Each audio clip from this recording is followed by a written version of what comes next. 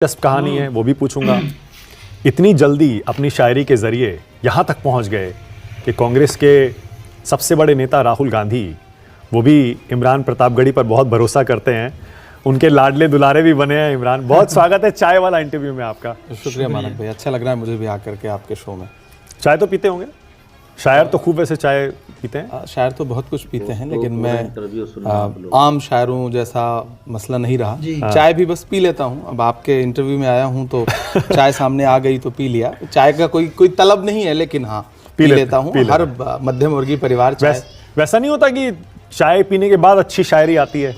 वो एक मिथ है कि अच्छा, शराब पीने के बाद अच्छी शायरी आएगी, चाय पीने के बाद अच्छी शायरी आएगी। मैं ज्यादातर मिथ मैंने शायरी में तोड़े। ऐसा कुछ नहीं, दिल टूटा है तभी शायरी कर पाएंगे आप, तो ऐसा नहीं था। तो दिल नहीं टूटा? दिल नहीं। अच्छा, थोड़ी देर आप सोच लो, ये सवाल डिफिकल्ट है, बाद में पूछूंगा। शुरुआत आपके नाम से ही कर रहे हैं। ये प्रतापगढ़ी के पीछे क्या कहानी है? क्योंकि मेरी रिसर्च कहती है आपका नाम है मोहम्मद इमरान खान। एक्चुअली शायरों के साथ हमेशा से एक परंपरा रही है कि वो अपने ज़िले का नाम, उस ज़मीन का नाम जहाँ वो पैदा होते हैं, उसे अपने नाम के साथ जोड़ते हैं। बिल्कुल। साहिल लुधियानवी, हसरत जयपुरी, मजरू सुल्तानपुरी। तो इमरान प्रतापगढ़ी में, प्रतापगढ़ में पैदा हुआ। तखल्लुस कहते हैं इसे? आप इसे तखल्लुस तो नहीं, तखल्लुस तो यह है कि आप एक उपनाम ले लेते हैं अपने नाम के साथ। तो ये उपनाम नहीं है, तो ज़िले का नाम है। ये एक परंपरा है शायरों के साथ। कब किया आपने ये नाम बदला? मैं ग्रेजुएशन में था, जब थोड़ी सी पहचान बननी शुरू हुई। एक दो कार्यक्रम पढ़ा तो मुझे लगा कि नहीं, बेहतर है कि ज़िले का नाम। और मेरे ज़िले का नाम बड़ा मतलब अलग अलग वजहों से चर्चा में रहा करता था। तो एक कमिश्नर थे इलाहाबाद हमारी कमिश्नरी हुआ करती रही है।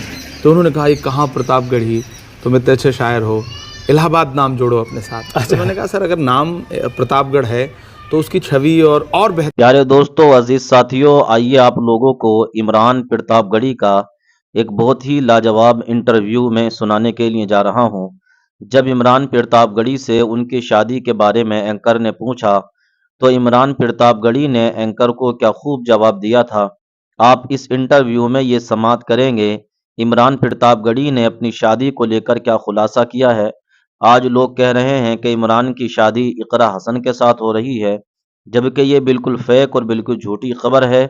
आइए तो इमरान प्रतापगढ़ी का इंटरव्यू आप लोग सुन लीजिए कि इमरान प्रतापगढ़ी अपनी शादी के बारे में क्या ख्याल रखते हैं और आप लोगों को क्या बताना चाहते हैं। चाय का कोई तलब नहीं है, लेकिन हाँ पी लेता हूँ। हर मध्यम वर्गीय परिवार चाय। वैसा नहीं होता कि चाय पीने के बाद अच्छी शायरी आती है? वो एक मिथ है कि अच्छा, शराब पीने के बाद अच्छी शायरी आएगी, चाय पीने के बाद अच्छी शायरी आएगी। मैं ज्यादातर मिथ मैंने शायरी में तोड़े। ऐसा कुछ नहीं, दिल टूटा है तभी शायरी कर पाएंगे आप, तो ऐसा नहीं था। तो दिल नहीं टूटा? दिल नहीं। अच्छा, थोड़ी देर आप सोच लो, ये सवाल डिफिकल्ट है, बाद में पूछूंगा। शुरुआत आपके नाम से ही कर रहे हैं। ये प्रतापगढ़ी के पीछे क्या कहानी है? क्योंकि मेरी रिसर्च कहती है आपका नाम है मोहम्मद इमरान खान। एक्चुअली शायरों के साथ हमेशा से एक परंपरा रही है कि वो अपने ज़िले का नाम, उस ज़मीन का नाम जहाँ वो पैदा होते हैं, उसे अपने नाम के साथ जोड़ते हैं। बिल्कुल। साहिल लुधियानवी, हसरत जयपुरी, मजरू सुल्तानपुरी। तो इमरान प्रतापगढ़ी में, प्रतापगढ़ में पैदा हुआ। तखल्लुस कहते हैं इसे? आप इसे तखल्लुस तो नहीं, तखल्लुस तो यह है कि आप एक उपनाम ले लेते हैं अपने नाम के साथ। तो ये उपनाम नहीं है, तो ज़िले का नाम है। ये एक परंपरा है शायरों के साथ। कब किया आपने ये नाम बदला? मैं ग्रेजुएशन में था, जब थोड़ी सी पहचान बननी शुरू हुई। एक दो कार्यक्रम पढ़ा तो मुझे लगा कि नहीं, बेहतर है कि ज़िले का नाम। और मेरे ज़िले का नाम बड़ा मतलब अलग अलग वजहों से चर्चा में रहा करता था। तो एक कमिश्नर थे इलाहाबाद हमारी कमिश्नरी हुआ करती रही है। तो उन्होंने कहा, ये कहाँ प्रतापगढ़ी, तुम इतने अच्छे शायर हो, इलाहाबाद नाम जोड़ो अपने साथ। अच्छा। तो मैंने कहा, सर अगर नाम प्रतापगढ़ है तो उसकी छवि और बेहतर करने की कोशिश मैं करूँगा भविष्य में। तो आज मुझे लगता है कि आज मैं पार्लियामेंट में खड़ा हूँ या दुनिया के किसी हिस्से में खड़ा हूँ, मेरा नाम पुकारा जाता है तो प्रतापगढ़ का नाम मेरे नाम के साथ पुकारा जाता है। तो मुझे लगता है कि मैंने अपने ज़िले के लिए कुछ बेहतर किया है, उसका नाम बेहतर। लोग कहते हैं यार वाह, मान गए, अपने ज़िले का, अपनी जगह का नाम। लोग खुश होते हैं। और बहुत कम उम्र में ऊपर वाले ने पूरी दुनिया पहुँचाया और पार्लियामेंट में पहुँचाया, तो लोग खुश तो होते ही हैं। आपकी उम्र कितनी हो गई? 36 साल। 36 साल। इतनी कम उम्र में शायरी के दम पर आपने जो लोकप्रियता हासिल की वो अलग। अब आप सीधे राज्यसभा जो पहुंचे, कभी कभी यकीन होता है, पीछे मुड़कर देखते हैं तो यार ये जीवन में मेरे 5-7 साल में ही क्या क्या हो गया। मतलब 18, 19, 20, 21, 5 साल में ही सब कुछ हो गया, इतनी जल्दी हो गया। देखिए ये चीज़ें मुझे बहुत चौंकाती नहीं है। हाँ, अच्छा लगता है कि आप जो सोचते हैं उस दिशा में ऊपर वाला आपको आगे ले जाता है।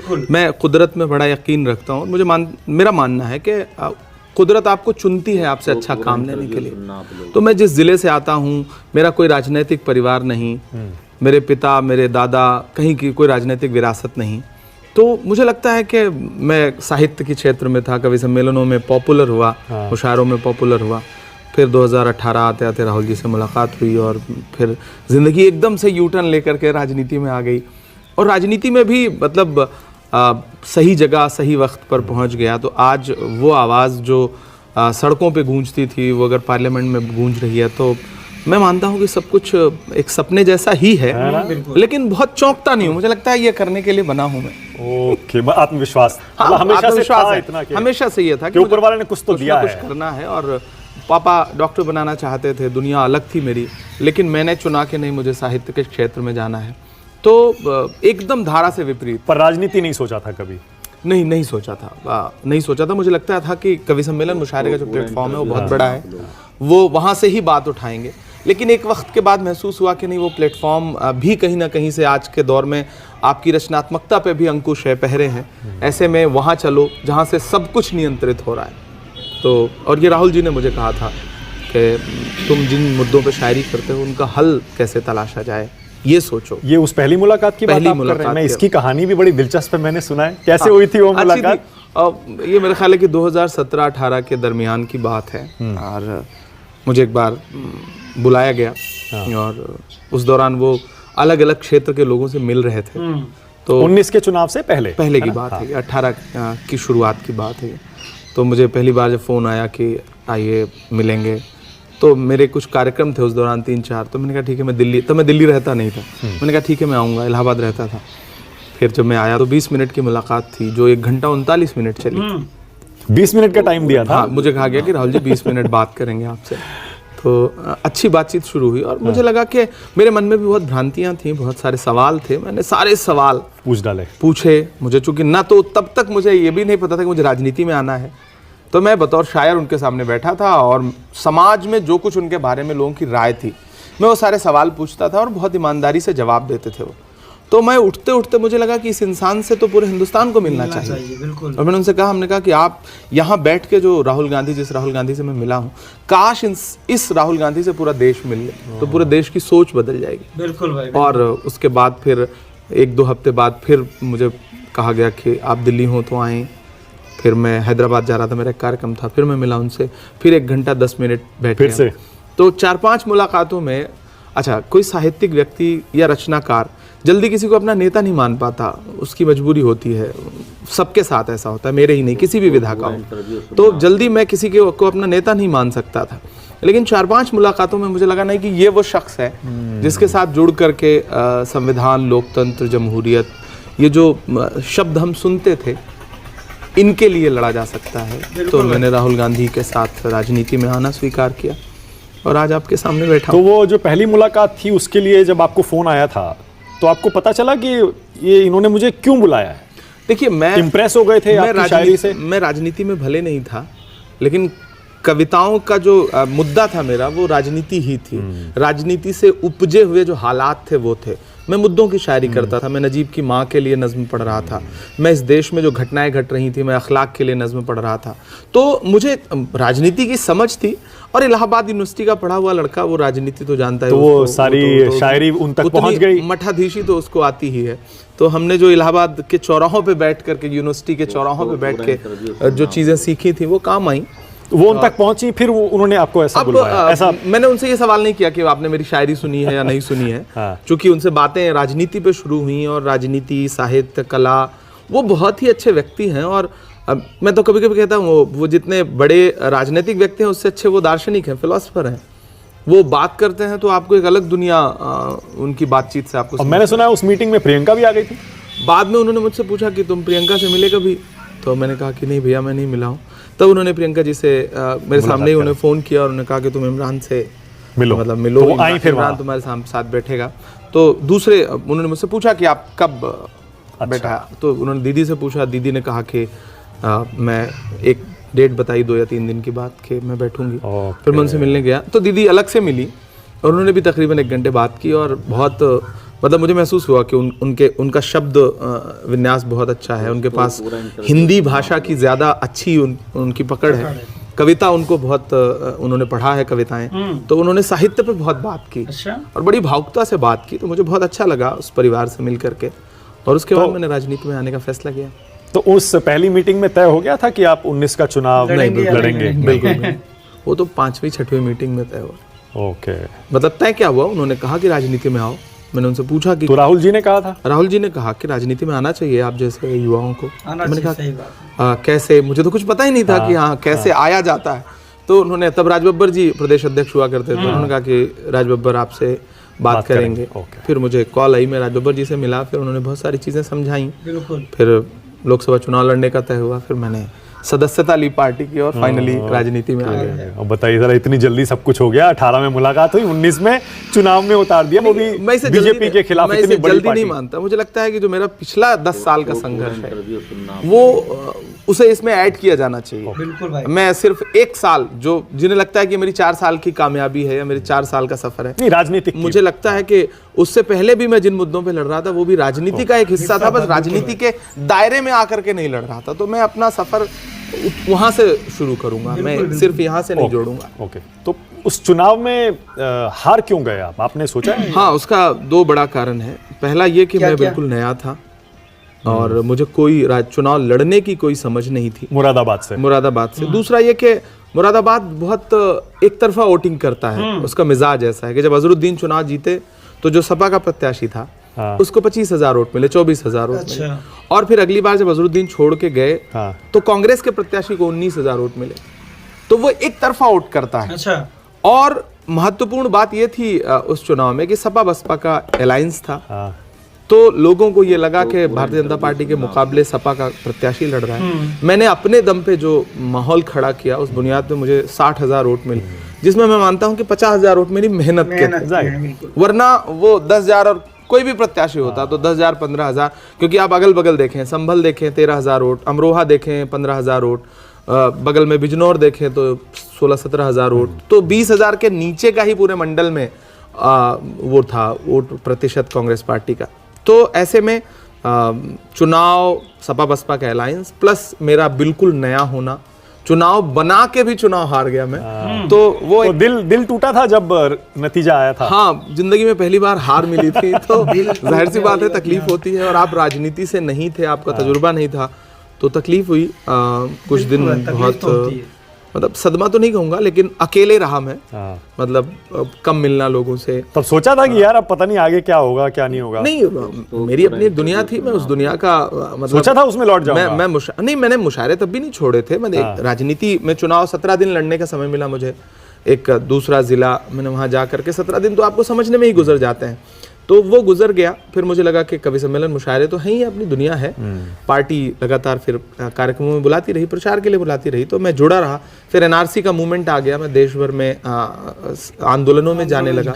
फिर कोरोना आ गया, फिर 22 में मैं राष्ट्रीय अध्यक्ष बन गया। हाँ, लेकिन आपको तो माइनॉरिटी नतीजा आया था। हाँ, जिंदगी में पहली बार हार मिली थी तो जाहिर सी बात है तकलीफ होती है। और आप राजनीति से नहीं थे, आपका तजुर्बा नहीं था, तो तकलीफ हुई। कुछ दिन बहुत मतलब सदमा तो नहीं कहूंगा, लेकिन अकेले रहा मैं। मतलब कम मिलना लोगों से। तब सोचा था कि यार अब पता नहीं आगे क्या होगा क्या नहीं होगा? नहीं, मेरी अपनी एक दुनिया थी, मैं उस दुनिया का मतलब सोचा था उसमें लौट जाऊंगा। नहीं, मैंने मुशायरे तब भी नहीं छोड़े थे। मैंने राजनीति में चुनाव 17 दिन लड़ने का समय मिला मुझे, एक दूसरा जिला, मैंने वहां जा करके 17 दिन तो आपको समझने में ही गुजर जाते हैं, तो वो गुजर गया। फिर मुझे लगा कि कवि सम्मेलन मुशायरे तो है ही, अपनी दुनिया है। पार्टी लगातार फिर कार्यक्रमों में बुलाती रही, प्रचार के लिए बुलाती रही, तो मैं जुड़ा रहा। फिर एनआरसी का मूवमेंट आ गया, मैं देश भर में आंदोलनों में जाने लगा। फिर कोरोना आ गया, फिर 22 में मैं राष्ट्रीय अध्यक्ष बन गया। हाँ, लेकिन आपको तो माइनॉरिटी सेल का हेड बनाया गया ना 21 कांग्रेस पार्टी का 21 में। हाँ, तो यानी कि चुनाव हारने के बाद भी राहुल गांधी ने, कांग्रेस पार्टी ने आप में भरोसा छोड़ा नहीं, क्योंकि उनको पता था कि ये लंबी रेस का घोड़ा है। देखिए राहुल जी में ये चीज़ें अच्छी हैं, वो चुनते हैं लोगों को और फिर उन पे भरोसा करते हैं। बिल्कुल भरोसा। अब हमारी जिम्मेदारी, हमारा फ़र्ज़ है कि उनके भरोसे को टूटने ना ना दें। जैसे। और मैं ये हर जगह ये वादा भी करता हूँ, मैं न्यूज़ 24 पे बैठा हूँ, मैं ये वादा भी करता हूँ, मैं राहुल गांधी जो भरोसा करते हैं उस भरोसे को कभी भी टूटने नहीं दूंगा, क्योंकि मैं जानता हूँ उनका भरोसा और उनकी जो समझ है इस देश की संविधान और लोकतंत्र को लेकर, वो बहुत अलग नहीं, और देखिए ना, माइनॉरिटी सेल का प्रमुख बनाया, उसके बाद आपको महाराष्ट्र से राज्यसभा भेजा, ऐसे समय में भेजा जब महाराष्ट्र में सीनियर लीडर्स पहले से इंतजार कर रहे थे कि हमारा नंबर आएगा, हमारा नंबर आएगा, ऐसे में आपको भेजा गया। मुझे लगता है राहुल जी ने ये सोचा कि इमरान की आवाज़ को पार्लियामेंट जाना चाहिए और उन्होंने भरोसा जताया। यकीनन मैं उनका बहुत शुक्रिया अदा करता हूँ। मैं कभी शुक्रिया अदा नहीं कर सका आज तक सांसद बनने के बाद, कभी नहीं क्योंकि सांसद बन के आया, जिस सुबह मैं शाम में मैं दिल्ली में लैंड किया, चुनाव लड़के जीत के आया और यहाँ लैंड किया तो मम्मी पापा आए हुए थे यहाँ, उनसे मिला जुला, दोस्तों से मिला। जश्न मनाने का कोई मौका नहीं मिला क्योंकि रात में ही खबर आई कि राहुल जी को कल ईडी ने पूछताछ के लिए बुलाया। तो हम रात के 3:30 बजे आईसीसी ऑफिस पहुंच गए और फिर अगले दिन धरना प्रदर्शन, आंदोलन, डिटेन, तो वो मुसलसल 1 हफ्ते का सिलसिला, फिर पार्लियामेंट का सेशन, फिर उसमें डिटेन होना, महंगाई के खिलाफ प्रोटेस्ट। तो ना तो शुक्रिया अदा करने का मौका मिला, ना जश्न मनाने का। तो राज्यसभा आपको भेजा जाएगा, ये पहली बार आपको कब बताया गया था और किसने बताया था? नहीं, मुझे किसी ने नहीं बताया और अंततोगत्वा हमारे पार्टी के जो जनरल सेक्रेटरी ऑर्गेनाइजेशन है के सी वेणुगोपाल जी, उन्होंने एक दिन बुलाया और उन्होंने कहा कि इमरान कांग्रेचुलेशन, राहुल जी चाहते हैं कि तुम राज्यसभा जाओ, राहुल जी चाहते हैं, पार्टी चाहती है कि तुम राज्यसभा जाओ और अपने पेपर्स तैयार करो। तो अंदर से मुझे लगता था कि मेरी आवाज़ पार्लियामेंट जाएगी, तो मैंने कहा सर मेरे पेपर तैयार हैं। जीवन के सबसे बड़े दिनों में से एक तो वही होगा। तो मैंने कहा सर मेरे पेपर तैयार हैं। तैयार है? उसके एक दिन बाद नॉमिनेशन था, उन्होंने कहा ओके बी फॉर्म ले लो। और पार्टी में बहुत लोग नाराज भी हुए थे, आपको पता लगा था? काफी लोग नाराज थे। मुझे लगता है कि कोई ऐसी नाराजगी मेरे सामने आई नहीं, ऐसे मतलब खुल के नहीं आई, पर हाँ अंदर से तो अंदर से थी। Anyway, एक पीढ़ी ट्रांसफर होता है, उसे सबको स्वीकार करना बिल्कुल चाहिए। सही है। कुछ लोग कहते हैं कि आपको इसीलिए राज्यसभा भेजा राहुल गांधी ने, कांग्रेस पार्टी ने। एक, आप मुस्लिम हैं, 2, आप शायर हैं, 3, आप बहुत बढ़िया बोलते हैं, 4, आप मुसलमानों के पक्ष में आवाज भी उठाते हैं। तो राहुल गांधी चाहते थे आप संसद में जाएं और जो आप हैं वो करें। मानक भाई, किसी का एक शेर है कि हर वफा जिंदे जावेद नहीं होती है, दिल का हर जख्म कहीं दिल का कमल बनता है, जब शहंशाह भी हो, इश्क भी हो, दौलत भी, तब कहीं जाके कोई ताजमहल बनता है। तो हर पार्टी कोई ना कोई एक मानक तो निर्धारित करती ही है कि ये क्राइटेरिया है किसी को संगठन में जिम्मेदारी देने के लिए और किसी को राज्यसभा में या लोकसभा में पहुंचाने के लिए। टिकट का भी एक मानक है। तो पार्टी ने अगर सोचती है तो मैं कोशिश करूंगा कि मैं उन उम्मीदों पे खरा उतरूं। मैं सिर्फ मुसलमानों की आवाज़ नहीं हूँ, मैं इस देश के युवाओं की आवाज़ हूँ। और मैंने पार्लियामेंट में जो पहली स्पीच की, मतलब ये इस पे बहुत सारे लोग चौंके थे, जो मैंने पहली स्पीच की वो इलाहाबाद विश्वविद्यालय में फीस वृद्धि के खिलाफ की। मैंने जामिया और जेएनयू और अलीगढ़ यूनिवर्सिटी में जो पुलिस बर्बरता या पुलिसिया कार्रवाई थी उसके खिलाफ की। तो मैंने कभी अपने आप को उस तरह प्रेजेंट नहीं किया। हाँ, जो वर्ग पीड़ित है मैं उसके मुद्दे उठाता हूँ। वो दलित हो, वो अल्पसंख्यक हो, वो पिछड़ा हो, वो सवर्ण हो, वो छात्र हो, वो महिला हो, मेरा फर्ज है कि मैं बोलूं उसके लिए। पर ये तो आप भी मानेंगे ना कि आपकी शायरी ने ही आपको यहाँ तक पहुँचाया। नहीं, जाहिर सी बात है, बिल्कुल। मेरा कोई राजनीतिक विरासत नहीं। शायद आज भी राहुल गांधी जी ने कभी मुझसे मेरे पिताजी का नाम पूछा ही नहीं। तो जाहिर सी बात है, मेरी शायरी ही थी, मेरा हुनर ही था, मेरी लोकप्रियता थी, मेरी पहचान थी जो मुझे यहाँ तक लेकर आई। तो मैं उसके लिए तो अपने उन तमाम करोड़ों लाखों जो भी प्रशंसक वर्ग हैं उनका शुक्रिया अदा करता हूँ। और आप पिताजी तो आपको डॉक्टर बनाना चाहते थे। हाँ बिल्कुल। तो फिर आप ये शायर कैसे बन गए? हाँ, ये कहानी अलग। देखिए, मेरा मानना है कि शायर या कोई भी आर्ट आपके अंदर जब आप पैदा होते हैं तब से होता है। जी बिल्कुल। टैलेंट होता है, आप वो हुनर आपके अंदर होता है, आप लेके पैदा होते हैं। तराश करके उसे अच्छा या खराब तो बनाया जा सकता है, लेकिन पैदा नहीं किया जा सकता। सचिन पैदा होते हैं, विराट कोहली पैदा होते हैं, क्रिकेट उनके खून में रहा होगा। तो शायरी मेरे खून में थी, मुझे अच्छा लगता था। पापा चाहते थे मैं डॉक्टर बनूं, लेकिन इंटरमीडिएट आते आते मुझे समझ में आया कि यार ये मेरा काम नहीं। मैंने सुना कहीं 5वीं से ही आपने लिखना पढ़ना शुरू कर दिया था। मतलब मेरा साहित्यिक कार्यक्रमों में जाना, स्कूल के जो प्रोग्राम्स थे उसमें जाना, प्रतिभाग करना, डिबेट में हिस्सा लेना, वो सब तो चल रहा था। छोटे छोटे पुरस्कार मिलते थे कहीं, तब तो 10 रुपए भी मतलब आज के लाखों रुपए के बराबर थे। तो वो होता था, लेकिन पापा को लगने लगा धीरे धीरे कि ये गलत ट्रैक पे जा रहा है, क्योंकि शायर और कवि तो मतलब समाज का भटका हुआ व्यक्ति माना जाता है ना, ना पैसे ना एक झोला उठा के आप कुर्ता पजामा पहन के चल दिए, यही माइंडसेट था। पैसे तो अब बाद में आए, ग्लैमर तो बाद में आया कवि सम्मेलन मुशायरों में। तो पापा ने बहुत रोकने की कोशिश की, बहुत डांट वाट सब लगाई, लेकिन क्या कर रहे हो, पढ़ाई करो, डॉक्टर बनो। मतलब वही कहते थे पढ़ाई करो, तुम पढ़ाई नहीं करते। पता चला क्लासेस छोड़ के आप डिबेट कंपटीशन में हिस्सा ले रहे हो, पोएट्री कंपटीशन में हिस्सा। पढ़ाई में अच्छे नहीं थे? पढ़ाई में अच्छे थे, फर्स्ट क्लास थे, खूब अच्छे थे। और वो साइंस वो पढ़ो। अक्सर कहते थे, जैसे 70% रिजल्ट आया तो वो कहते थे देखो तुम्हारा 70% रिजल्ट आया, तुमने पढ़ाई की होती तो। मैंने कहा तब 71 आ जाता, 72 आ जाता, ज्यादा से ज्यादा इतना ही होता, 1-2% का फर्क होता, क्योंकि ऊपर वाले ने शायद इसीलिए पैदा किया। जी।